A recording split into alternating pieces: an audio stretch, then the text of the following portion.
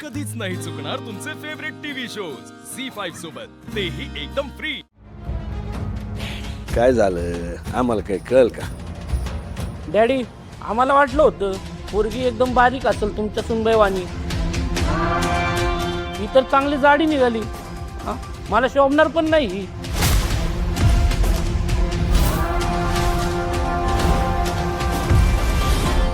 अहो काय बोलताय तुम्ही पाहुणे?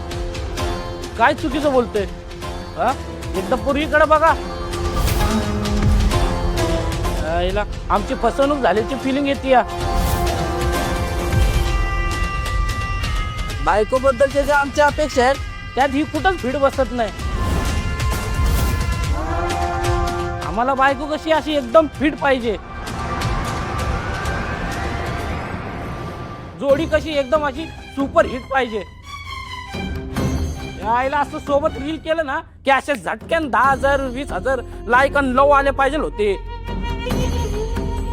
हिला बघून माझे फॉलोअर्स मला अनफॉलो करतील. आईला कमेंट मध्ये लिहितील हे फोटो कुठून आणत म्हणून. फसवलं राव. बस तोंडाला आवर घाला तुमच्या. आता एक शब्द बोललात ना तर विसरून जाईन तुम्ही डॅडीचं पाहुणं आहे म्हणून. आणि आम्ही काय जबरदस्ती केली नव्हती माझ्या बहिणीची लग्न करा म्हणून. आणि तुमचं जर हे विचार असतील ना तर तुम्हीच माझ्या बहिणीला शोभत नाही. हे बघा माझी बिन पसंत नाही एवढंच बोललं असतं तर चाललं असतं मला. पण तिच्या शरीराबद्दल बोलायला नको होतो तुम्ही. काय हो काय म्हणाल? फसवणूक केली तुमची. काय केली फसवणूक? ते फोटो दे इकडे दाखव त्यांना. काय आहे? कोणाचा फोटो येऊ? तुमचाच आहे ना? तुमचाच आहे ना? दिसता का तुम्ही याच्यासारखं? लांब लांबपर्यंत संबंध काय फोटोचा आणि तुमचा? पण आम्ही काय बोललो काय शब्दांनी तुम्हाला? नाही ना?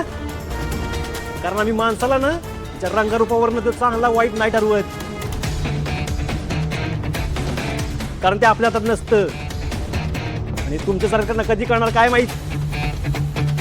मला जरा तरी लाज असते ना तर त्याच्या शरीराबद्दल तुम्ही असं बोललं नसता. आणि हे सगळे म्हणत होते काय तुम्ही ते कुठल्या कशावर कुठल्या तरी मीडियावर फेमस आहे म्हणे. आहे ना? इथं जर अशी तुमच्यासारखी माणसं फेमस असतील ना खरंच या जगाचं लय अवघड आहे. खरं तर ना तुम्हाला या दारात पण उभं नाही केलं पाहिजे. झी5 ॲप डाउनलोड करा आणि पहा सर्व एपिसोड्स एकदम फ्री.